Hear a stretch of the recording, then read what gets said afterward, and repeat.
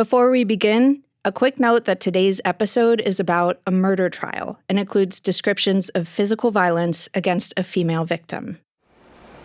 This is the Oregon State Police Crime Lab in Clackamas, the central crime lab for the state. So none of you have ever been in the lab then before? No? Okay. OPB's Conrad Wilson and Michelle Wiley are heading up the stairs with Stephanie Winter-Sermeno, some other crime lab staff, and members of the Oregon State Police. They're on the way to catch a glimpse of the place where an important part of the lab's work happens. So this is half of our main DNA laboratory space. And then we have duplicate instrumentation on the other side of the space. This is where our analysts extract DNA and also perform quantification and amplification of DNA. Samples for DNA testing are sent here from all over the state. Staff says the lab completed thousands of DNA cases in 2024 alone, some of which involved multiple tests. There are biologists in all 5 laboratories across the state, but DNA analysis is only done in Portland. One of their top priorities?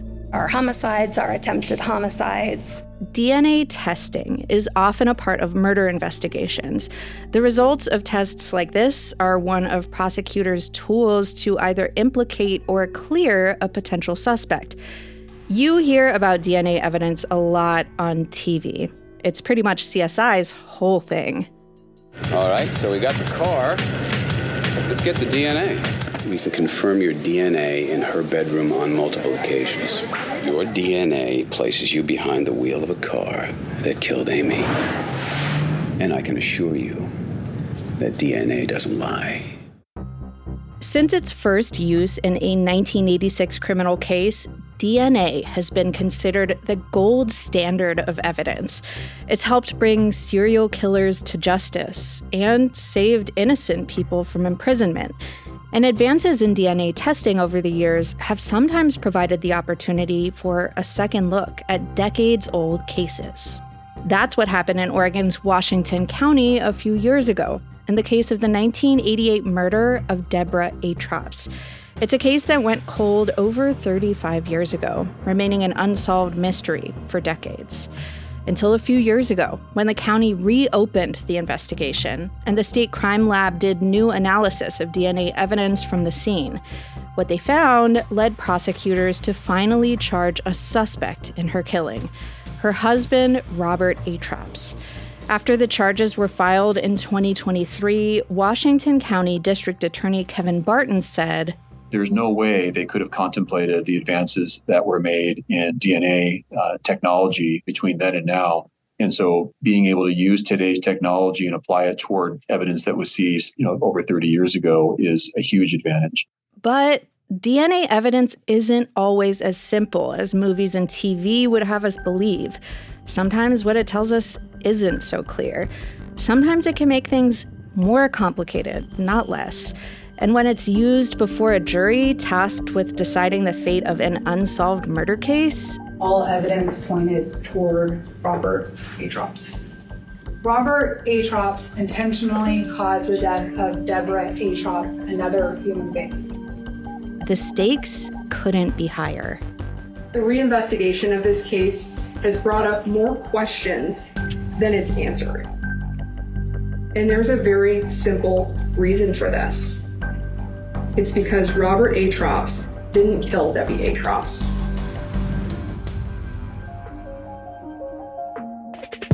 From the Gert Boyle studio, I'm Jen Chavez, and this is The Evergreen, a podcast from OPB about the place you call home.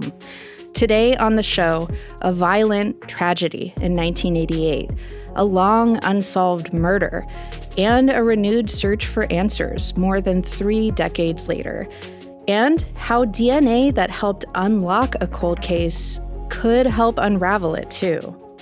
My colleagues OPB Legal Affairs reporter Conrad Wilson and OPB Public Safety and Health editor Michelle Wiley have been closely following the Atrops case for months, and they're here to help us understand what happened in court and how DNA evidence played a part. Conrad and Michelle, welcome to the show. Thank you so much for being here. Thank you. Nice to be here. So I want to start us off by talking about Deborah. Who was Deborah Atrops and what happened to her in 1988? Deborah Atrops was, a young woman. She was, I believe, in her late 20s, early 30s. She'd recently gotten married to Robert Atrops at the time, and they'd adopted a baby. But their relationship seemed like it really wasn't working out. They were separated, not living together at the time. She was seeing other people. In court documents, some close to her say they were concerned about her safety at the time. She was living in Salem. He was living in Sherwood. And she was going to school and working and, just had a very full life. And the day of her disappearance, she was supposed to show up at the house in Sherwood and pick up their daughter, right? So despite the challenges in their marriage, they were co-parenting an infant that they had adopted. And Robert was the one who called police and reported Deborah missing. A couple of days passed, and then on December 1st, 1988, Deborah was found. And this is a little graphic, but she was stuffed in the trunk of her car in a dead-end road near Beaverton. We were investigating that missing person, believing that foul play may have occurred. We did open the trunk of the vehicle, and the woman was found deceased. According to the court documents, the autopsy showed signs that she had been strangled to death. Mm. And I know at the time, detectives honed in on a primary suspect pretty quickly, her husband, Robert Atrops. They'd been estranged for several months before her disappearance, like you said, but he was never charged with anything and the case went cold. Why? What happened? Yeah, we don't have access to the full case file, but based on what we understand, it seems like they did this investigating, but they just didn't have enough evidence to bring charges. And so they, like sometimes happens in these cases, they just kind of get put on the shelf until new evidence comes up or, in this case, not for many decades. Yeah, and the case sat dormant for over 30 years. How did it get rediscovered and reopened more recently after so long? So in 2020, the Washington County District Attorney's Office got this grant, this federal grant. It's like $500,000 that was meant to address violent cold cases that involve the DNA associated with a possible suspect. They use that money to hire staff. They get this special deputy. They bring on a forensic consultant. And a few months into the job, the deputy picks up the Atrops case.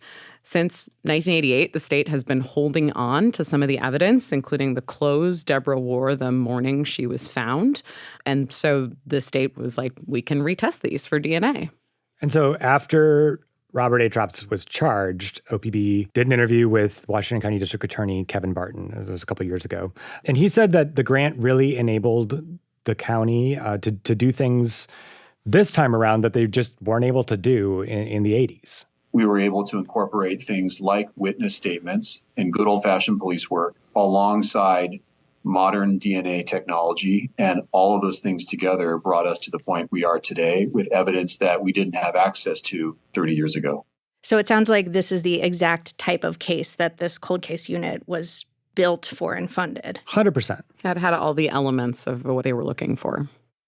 The trial of Robert Atrops began on April 1st, 2025. The jury was sworn in. Do each of you solemnly swear or affirm that you will well and truly... And Washington County Senior Deputy DA Allison Brown began laying out the prosecution's case.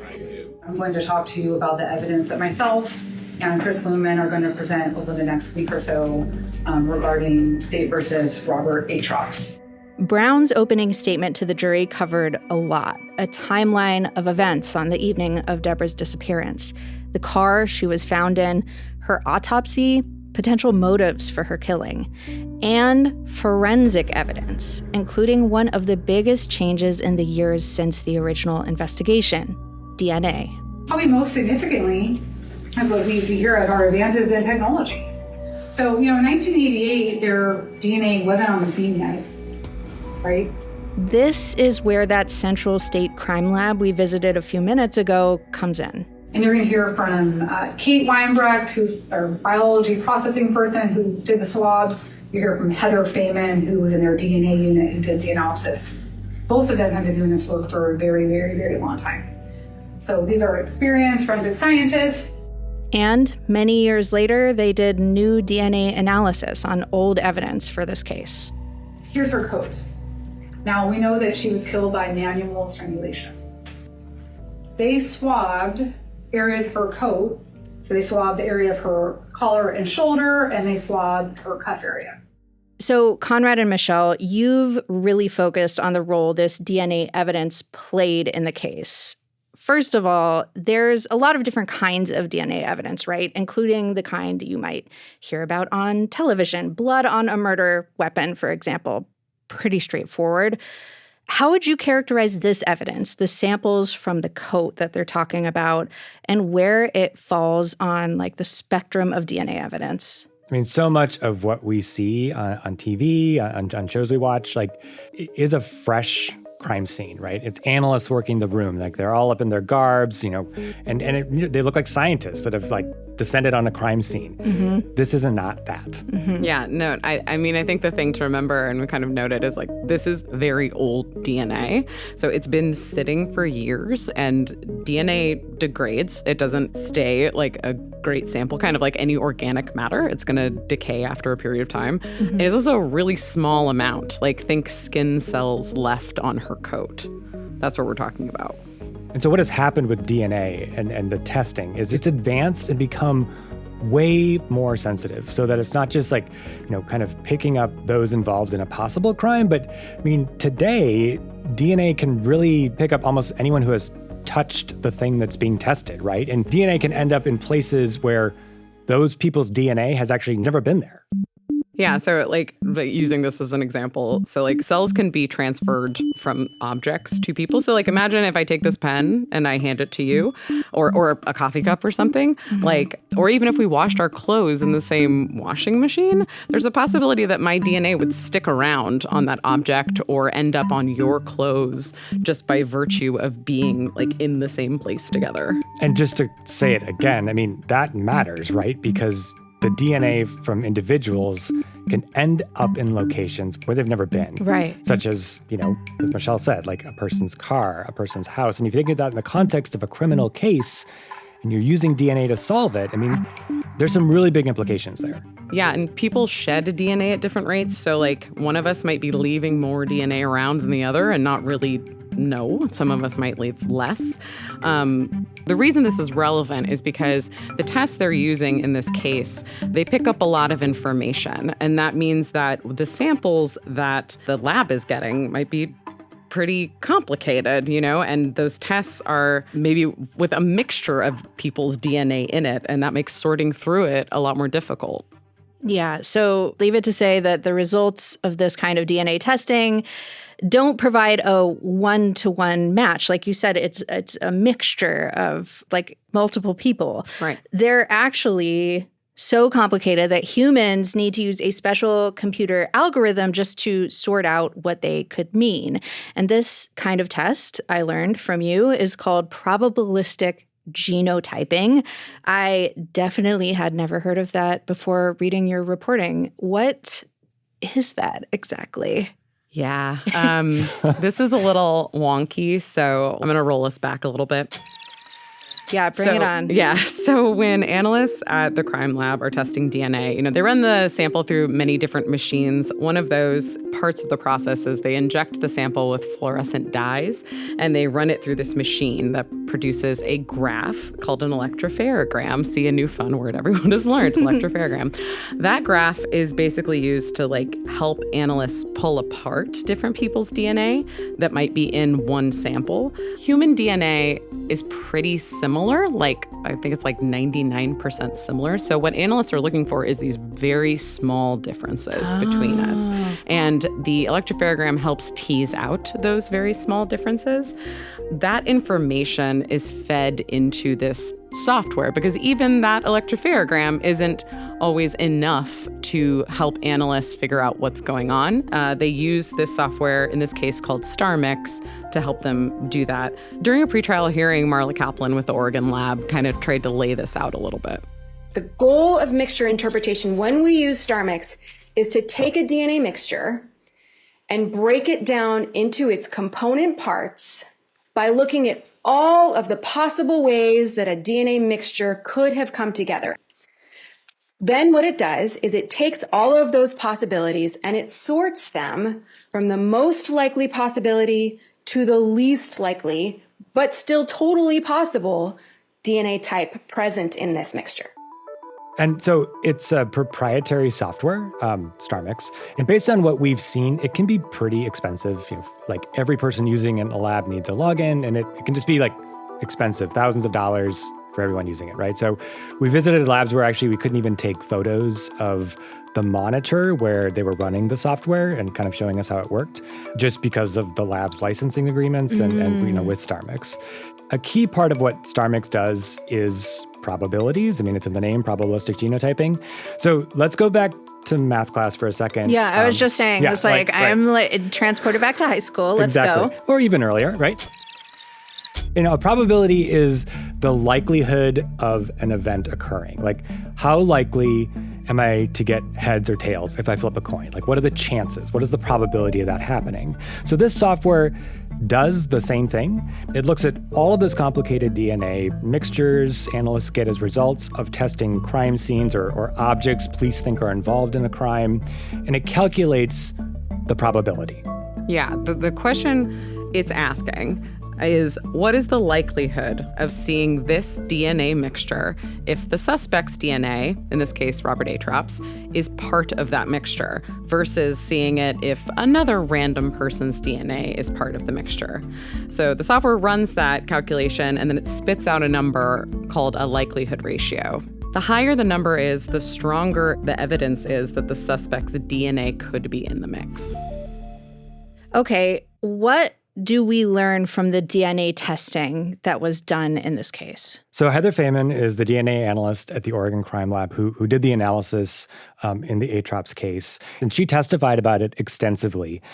She said that the likelihood numbers she got when comparing Robert's DNA sample was 132. So those numbers can go into like the millions, billions, septillions. Okay, so it's not a like 1 through like 200 scale no, or these something. Numbers, it's like insane. Yeah. These numbers are so big that actually one of the analysts that we've spoken to, she has like a special chart that teaches her that. Like, I think she just got it from Google. She has like a little chart with like the numbers and how to say them. So like we get report numbers anyway, like quadrillion, quintillion, sextillion, septillion. Often we're in the octillion, nonillion, and septillion range. But like, what does decillion mean compared to sextillion? Yeah. Well, it's like several orders of magnitude different, but does that really mean anything to the normal person that doesn't work with numbers like that? So in this case, they get 132. Anything under 100 is considered inconclusive by the lab's own internal scale. So this was barely above that and was considered what's quote unquote moderate support for the probability of his DNA being on her coat's collar. Got it. All right. And I mean, that leads me to my next question, which is, what don't we learn from this DNA testing? So Feynman testified that there's actually no way to be 100% certain about what DNA evidence is saying. We always will state our assumptions that we've made. We are not there when the DNA is deposited, so we never know what the ground truth is. There's a lot that it doesn't tell us. That was drawn out in cross-examination of Feynman by defense team's Janice Puricall. You cannot tell us when any of this DNA got on the jacket. No, DNA can't tell you that. It doesn't definitively say that Robert Atrops' DNA was on the coat. With 4 contributors on the jacket, we may have someone who contributed DNA at one point in time, another person who contributed DNA at another point in time, another at another point in time, and so on, right? Yes, that's correct. The DNA for each contributor could have been deposited at different times. It also doesn't say when the DNA mixture got onto the coat or how it got there. You cannot tell us if any of the DNA got on the jacket days or weeks or months before the murder. Nope, cannot tell you that. Still, investigators in the DA's office felt this was enough to arrest and charge Robert Atrops. Got it. So a lot of questions left unanswered, but still, like you said, these DNA results were key in the decision to arrest Robert Atrops. But his defense team had several major objections to how those results were being used in court. What were their biggest problems that they raised with this evidence? Okay, so when they started to break it down, I mean, it was clear from the lab's testimony, the DNA really didn't say much about the specifics of this murder. I mean, the lab also tested several times, 3 tests. 2 were inconclusive. The first 2 they did were inconclusive, meaning they were below 100, 100, right, exactly. Testing parameters were changed, and the third test, that's when they got the 132 that was admitted as evidence at the trial.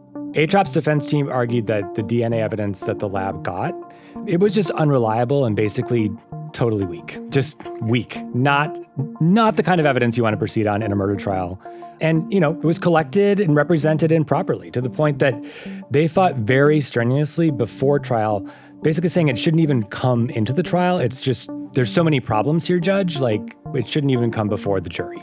But obviously they lost that argument and, the DNA played a role at trial.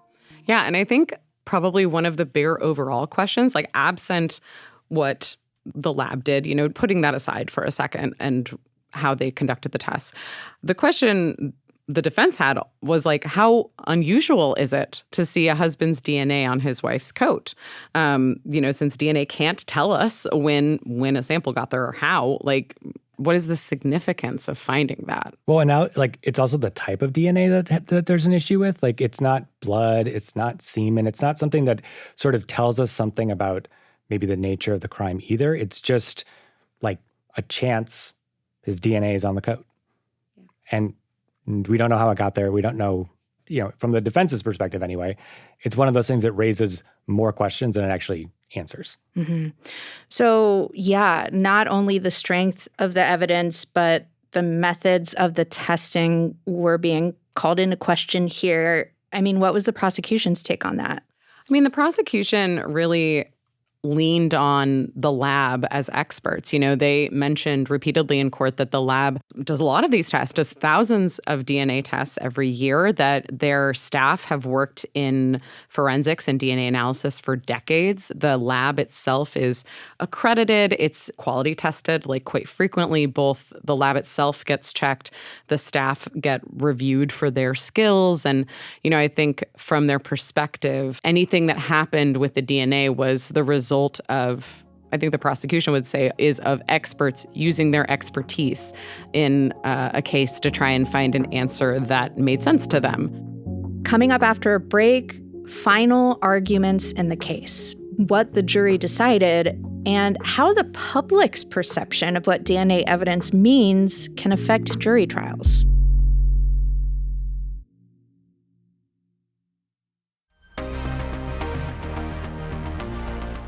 Thanks for listening to The Evergreen, our podcast from OPB about the place you call home. If you like what you hear, subscribe to us on your favorite podcast app, and we'll get you thinking about something you didn't know before, like probabilistic genotyping, every Monday morning. You can also follow OPB on Instagram at OPB Photo, or follow me directly at Jen Chavez OPB. That's Jen with 2 N's, and I'll keep you posted on what Team Evergreen is up to. And remember, this episode about DNA evidence and its role in murder cases, and all the great OPB reporting and storytelling you hear on this show, is made possible by the support of many thousands of OPB members. You help support our accountability reporting on Oregon's legal system and so much more. Support our journalism by becoming an OPB sustaining member today at opb.org/pod. And now, back to the trial.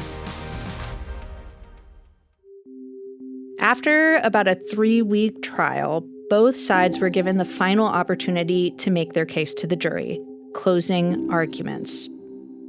The prosecution arguing that the evidence taken together shows that Robert Atrops was guilty of killing his wife in 1988. You know that the only person with the motive and opportunity that night is Robert Atrops. We are asking you to hold him accountable 37 years later and find him guilty of murder in the second degree. And the defense arguing that the evidence, or lack thereof, shows the opposite. After 2 separate years-long investigations with Robert Atrops as the pretty much only suspect, why there isn't enough evidence in this case to demonstrate that he murdered his wife? And the answer is because he did not. In your reporting, I know you really took note of what the prosecution said in their closing argument. What stood out to you guys, and what was your reaction? I remember sitting there in the courtroom, and I didn't almost fall out of my chair, but I was just shocked to hear what prosecutors were arguing in these closing arguments, because it was going against what their own experts, the folks from the crime lab, had said about the DNA evidence, right? I mean, they were basically prescribing kneading and characterizing the DNA as proving that Robert's DNA was on the coat, and kind of went further to say it was there with, put there with force in the course of the murder. And that is not what Heather Feynman said. Yeah, I remember Conrad was blowing up my phone being like, I can't believe what just happened. And I think it was just so striking because there was so much conversation in pre-trial about how they could talk about the DNA, these really narrow parameters. They couldn't say match. I'm not telling you that it is a match, right? We can't say that, but it is moderately supported that he cannot be excluded. Because we're talking about probability, we're not talking about matches. There was a very distinct, you cannot say this in front of the jury. Having had this very, strict sort of set of rubric around how you talk about DNA, and then to have that seemingly, kind of go out the window by the time closing arguments came around. And in the end, what did the jury decide? They found him guilty relatively quickly.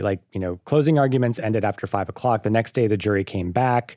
And, basically before that day was done, they had convicted Robert Atrops with his wife's murder. And he was convicted of second-degree murder, which carries a life sentence. So right now, he's awaiting sentencing, and the court will take that up again in July. And really, a key question in there is just when he should be eligible for parole. And, the defense, after this verdict came down, they said during closing arguments, this isn't the DNA that you see on TV, and Robert Atrops is an innocent man, and the state has convicted an innocent person. Okay, so let's talk about that. The DNA you see on television. So in the earlier 2000s, TV shows that were focused on forensic science were huge, right? And shows like this have been proven to inform people's perceptions of DNA evidence in general and what it means. I know you interviewed several legal experts about DNA evidence, and this is one of the things they all kind of brought up. What did you hear about how the public perception of DNA testing comes into play in jury trials? All forensic evidence, juries consider it, they overweight it. They consider it super significant, right? And it's called the CSI effect, right? It's because there's so much popular culture that overemphasizes and kind of overpromises what forensic science can do. Just how quickly it quote unquote matches people, with samples taken from fingerprints or DNA taken from a crime scene. And it just doesn't work like that in real court settings, right? And so we talked to experts like Professor Daniel Medwed at Northeastern University. The CSI effect, right? It was documented in the literature. And it's if there is scientific evidence, juries overvalue it. And so that is to the detriment of the defense.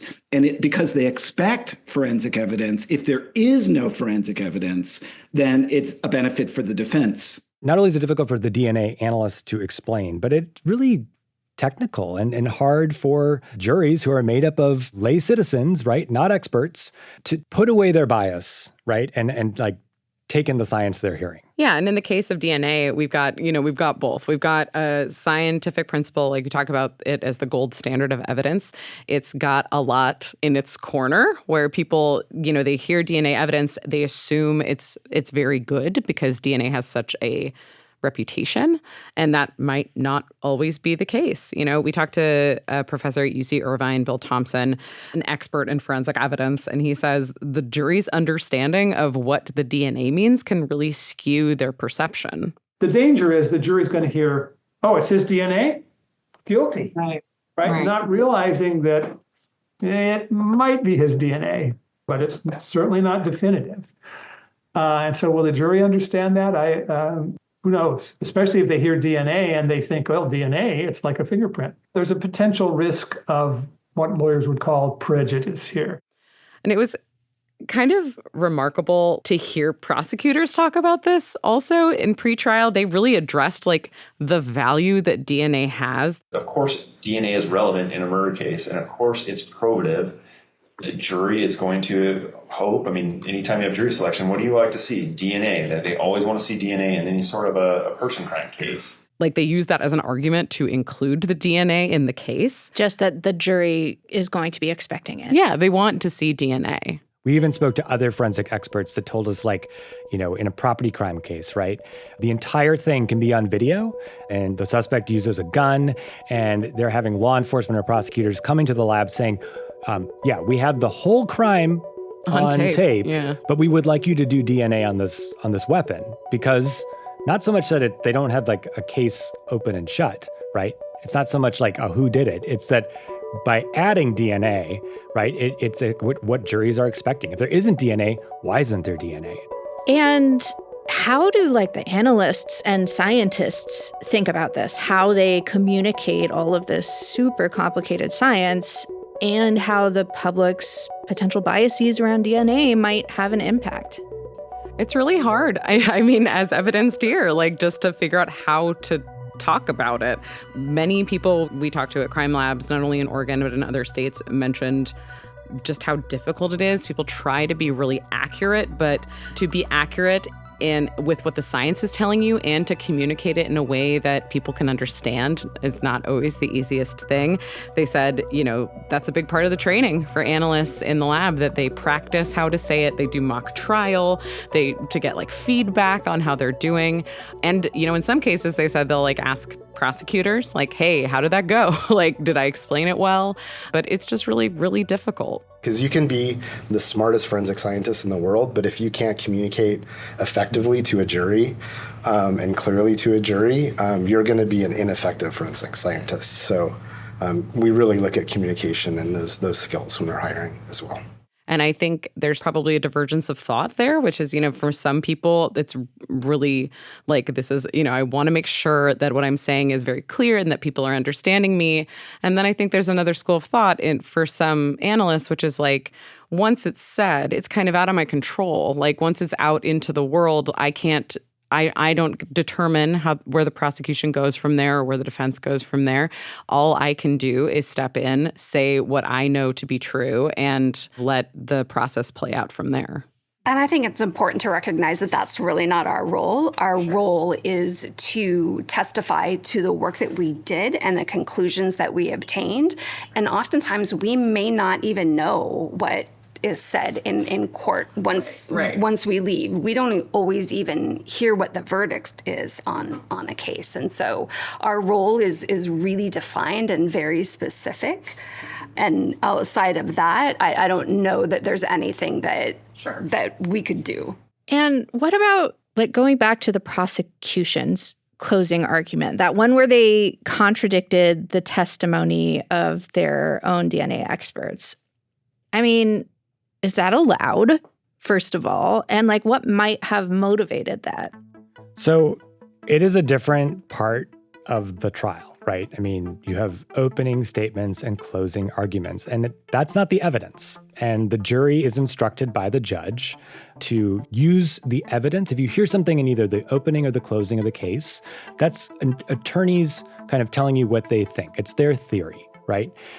The evidence is what happens in the middle, right? That's the lab experts, that's the eyewitnesses, that's the video of it, or whatever it's, is at trial that is the hard evidence that you're, as a juror, supposed to be relying on to make a decision about guilt or innocence. So at the end, the thing that gets complicated is if you have this DNA evidence that's difficult to understand, and it's not really, as a juror, clicking with your popular culture perception of what DNA is supposed to mean. You're not hearing it was a match. You're hearing this weird thing about likelihood ratios and going on for hours and hours about what the DNA means and why are they saying that, it has.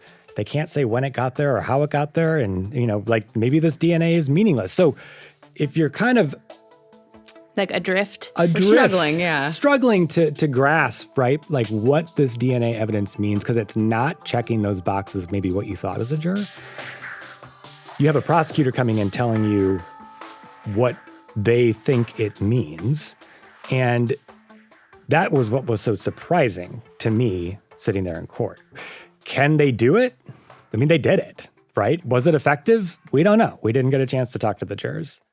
But you did talk to one of the prosecutors after the trial ended. What did she say? Yeah, we talked to Allison Brown about her closing.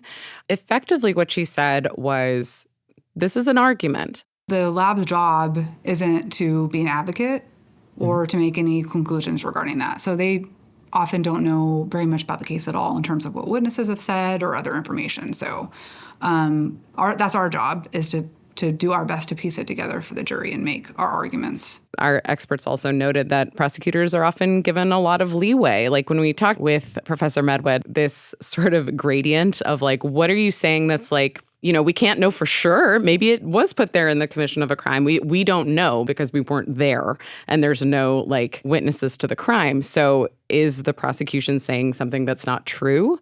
We can't know that. We know that it's not what the lab said, and we know that it's not necessarily supported by the evidence that we had. What they were doing is they were basically giving the jury a hook to hang their hat on if they felt like he did it, right? The jury could say, well, there's science that supports the theory that he was there. So you can see why the prosecutors would want it in the case, warts and all. There's also this little thing with the match language that we should mention. You know, I said before that one of the things they really litigated before the trial began was the use of the word match, by saying, like, you know, they can't use it. But then during Chris Luhman's closing, he said, I can't call it a match. I can't say that. And there was this idea, you know, when we talked to our experts, like, is that, even though you're not saying it's a match, is that putting the word match back into the jury's head? Have you invoked the power it? of suggestion. Right. Yes. Have you invoked it? Right. Yes. Like, I'm technically not allowed to say that, but like... I just said it. Yeah, right, exactly. It's a nod and a wink kind of thing. Mm-hmm. Right. Yeah, we're not supposed to say match, but you know what we mean, right? So I was really interested in what some of the DNA experts told you about the role of a judge when it comes to evidence in a trial. In the pretrial hearing for this case, the defense team argued strenuously for the judge to exclude this evidence from the jury trial altogether. And that, of course, didn't happen, but it could have.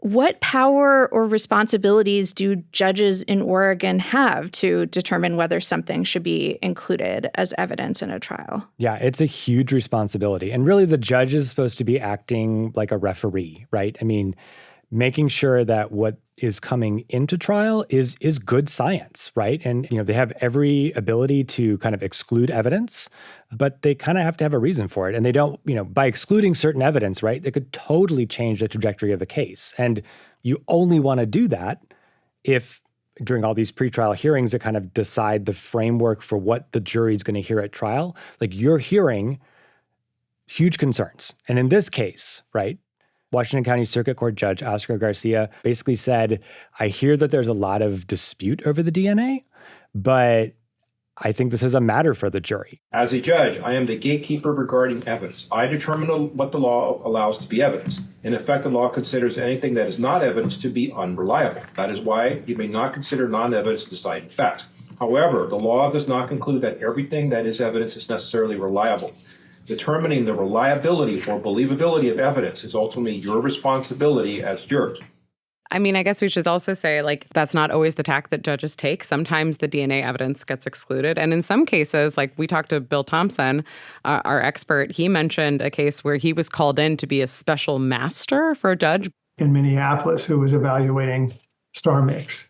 And my job was to help the federal judge review the literature and decide whether it met something called the Daubert standard for the admissibility of evidence. The judge said, I don't really understand this DNA science. Can you look at it for me and give me an assessment? It's because this was a really smart judge. You know, he's smart enough to know what he didn't know, right?